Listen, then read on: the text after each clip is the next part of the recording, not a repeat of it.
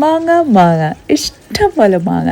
ഇതൊക്കെ നമ്മൾ കഷ്ടപ്പെട്ട് പെറുക്കി കൊണ്ടുവന്നതാണ് കേട്ടോ. അപ്പുറത്തെ വീട്ടിലെ ചേച്ചി രാവിലെ തന്നെ വന്ന് മാങ്ങ പെറുക്കി കൊണ്ടുപോകും എന്ന് വിചാരിച്ചിട്ട് രാവിലെ നേരത്തെ അലാറം വെച്ച് എഴുന്നേറ്റാണ് നമ്മൾ പോകുന്നത്.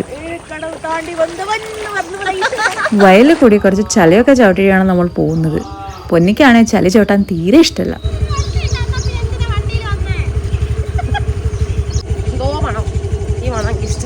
നമ്മൾ പോകുന്ന വഴിക്കാണെങ്കിൽ ഇഷ്ടം പോലെ മാങ്ങ വീണെടുക്കുന്ന കണ്ട് അതും പോകുന്ന വഴി നമ്മൾ പെറുക്കിയിട്ടാണ് പോയത്.